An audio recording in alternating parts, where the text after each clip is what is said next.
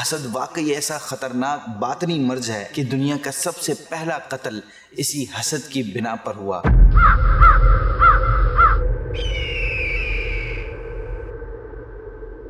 حابیل اور قابیل یہ دونوں حضرت سیدنا آدم علیہ نبینا علیہ الصلوۃ والسلام کے بیٹے تھے جو مین کائنڈ کے فادر ہیں۔ جی ہاں، حسد کی وجہ سے قابیل نے حابیل کو قتل کیا کیونکہ وہ اس لڑکی کو پسند کرتا تھا جس سے حابیل کی شادی ہونی تھی، اور وہ اس چیز پر راضی نہیں ہوا، اس پر خوش نہیں تھا کہ وہ اسے کیوں مل رہی ہے جو مجھے ملنی چاہیے، اور وہ اس جلن میں اس نے حابیل کو قتل کر دیا۔ دنیا کا پہلا مرڈر، دنیا کا فرسٹ مرڈر بھی حسد کی وجہ سے ہوا۔ ہم نے آپ کو واقعہ بھی بتایا۔ اللہ پاک خود قرآن پاک میں پارہ 30 سورہ فلق میں حسد سے پناہ مانگنے کی تلقین فرماتا ہے۔ چنانچہ ارشاد ہوتا ہے وَمِن شَرِّ حَاسِدٍ إِذَا حَسَد۔ اب جو بندہ حسد سے بچتا ہے، اس سے دور رہتا ہے، اس سے بچنے کی کوشش کرتا ہے، اسے کیا انعام مل سکتا ہے، اس کا کیا کیا فائدہ ہو سکتا ہے، اس کے لیے ایک اسٹوری سنتے ہیں۔ چنانچہ حضرت سیدنا انس بن مالک رضی اللہ تعالیٰ عنہ ارشاد فرماتے ہیں کہ ایک مرتبہ ہم نبی پاک صلی اللہ علیہ وسلم کی بارگاہ میں حاضر خدمت تھے کہ آپ صلی اللہ علیہ وسلم نے ارشاد فرمایا کہ ابھی اس دروازے سے ایک جنتی شخص داخل ہوگا۔ تو ایک انصاری شخص داخل ہوا جس کی داڑھی وضو کی وجہ سے تر تھی، یعنی ویٹ تھی، اور اس نے اپنے جوتے بائیں ہاتھ میں لٹکا رکھے تھے۔ اس نے حاضر ہو کر سلام عرض کیا۔ پھر جب دوسرا دن آیا تو اللہ پاک کے محبوب نے وہی بات ارشاد فرمائی کہ ابھی اس دروازے سے ایک جنتی مرد داخل ہوگا۔ تو وہی شخص جو کل آیا تھا وہ دوبارہ اسی طرح حاضر ہوا، بارگاہ اقدس میں حاضر ہوا۔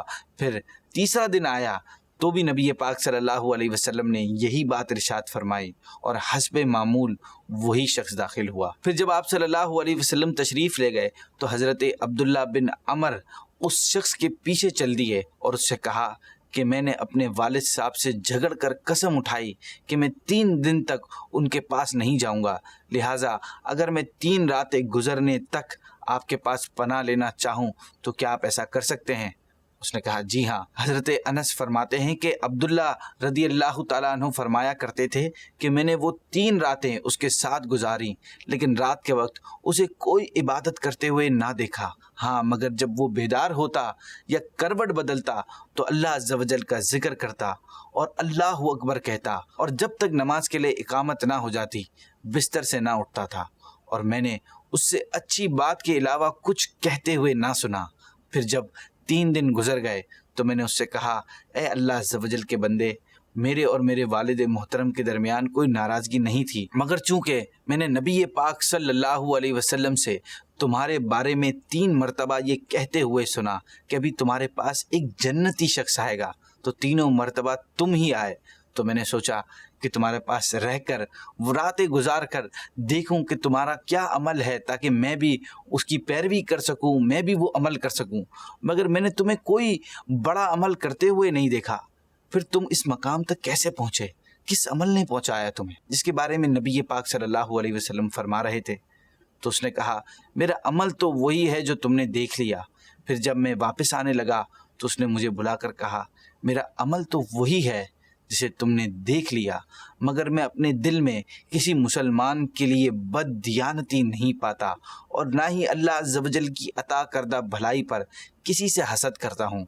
تو عبداللہ رضی اللہ تعالیٰ عنہ نے کہا کہ بس یہی وہ اعمال ہیں جنہوں نے تجھے اس مقام تک پہنچا دیا۔ یعنی وہ شخص کوئی بہت زیادہ عمل نہیں کرتا تھا، بہت زیادہ نیک نہیں تھا، بہت زیادہ نمازیں نہیں پڑھتا تھا، مگر وہ کسی مسلمان کا برا نہیں سوچتا تھا، وہ کسی مسلمان سے، کسی مومن بھائی سے جیلسی نہیں رکھتا تھا۔